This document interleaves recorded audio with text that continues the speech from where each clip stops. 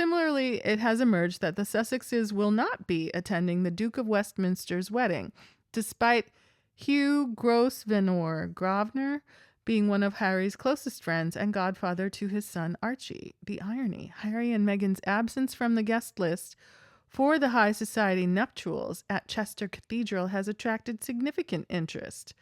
Oh, really? We have other business to tend to. Surprise, surprise. Grosvenor or Grosvenor, who invited the Prince and Princess of Wales, was said to have wanted to invite the Sussexes too, but decided against it to avoid clashes on his big day, amid soaring tensions following the release of Omid Scobie's new book. He was also believed to be mindful of a row that complicated his sister's wedding at the same venue in 2004 when Camilla Parker Bowles was invited but told to sit away from Prince Charles to avoid the Queen seeing them together. Is Rose Hanbury invited to this wedding? But now a different account has emerged in page 6 with an insider claiming that Harry had been sent a save the date for the wedding only for the prince to phone Grosvenor and tell him it would be too awkward for him and Meghan to attend. Harry actually got a save the date card a few months ago, but called Hugh and said it would be too awkward if he and Meghan Markle attended. So he made his apologies, and Hugh understood, the Sussex insider was quoted as saying. Mail Online has approached both the Sussexes and Duke of Westminster for comment. Grosvenor, 32, is to marry Olivia Henson, 30, at Chester Cathedral on June 7th.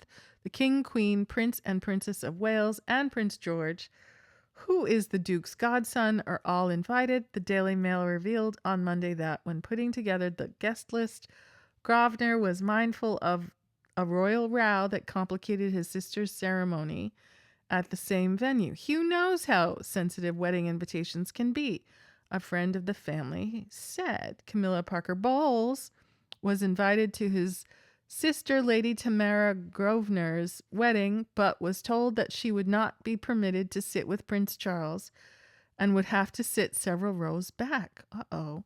She would also have to arrive separately. This was because Queen Elizabeth and Prince Philip were due to attend the ceremony. A Buckingham Palace courtier was quoted as saying at the time, "It may provoke comment on the day. Oh no, but Her Majesty will also be attending and she's a stickler for protocol."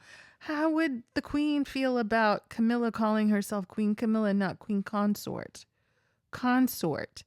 You know, like what Farnsworth Bentley was to P. Diddy. Anyway, a pew will be set aside for the members of the royal family attending. It would be inappropriate for Mrs. Parker Bowles. Yeah, Mrs. Parker Bowles. Imagine people criticizing Meghan for being divorced when Queen Consort Camilla, you know, her I didn't even realize her husband hadn't passed away. He's still alive. He had to get on Tinder and start dating, or whatever they have in Britain that's like Tinder. It would be inappropriate for Mrs. Parker Bowles to sit beside Prince Charles since she has no official standing. Yup.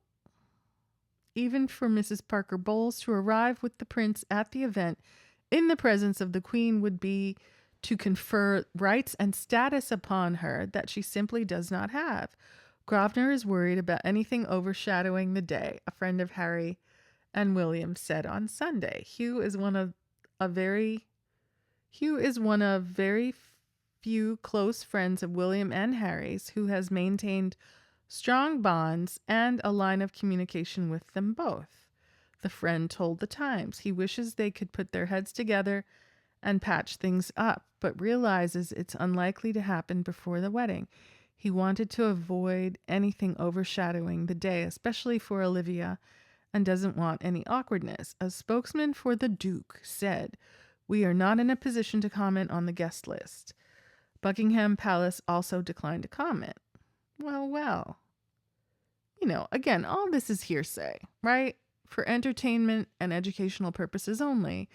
it is a huge distraction when, when anyone does anything wrong, even if it's perceived as wrong, with friends, family, loved ones, you just apologize and promise not to do it again. No, all these denials, all this drama to sell a book and also to attempt to put Meghan Markle and Prince Harry into the wrong when they are not the offender. Somebody said something and they haven't owned up to it. And it wasn't meant to be kind, right? If you've ever been around like people with a lot of money or people who are very class insecure, as a commoner might be, right? Very insecure about who's getting the spotlight, Princess Di versus the rest of them, right? I really want to hear what Sarah Ferguson thinks about all this because she's been around for a long time. She's still alive. She knows what it is. She knows what it is to be cheated on.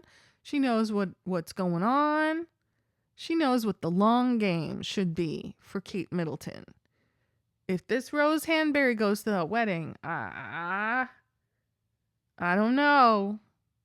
But let me know what you think in the comments. It's all very soap opera, and I'm here for it. But, racism is ratchet.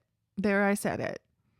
If you're being racist, I don't care what kind of crown or tiara or title you got. You're being low class and dastardly. You should own up to it and apologize and put all of this to rest. No. Right? But this was a very skillful way of getting the competition out of the way, right?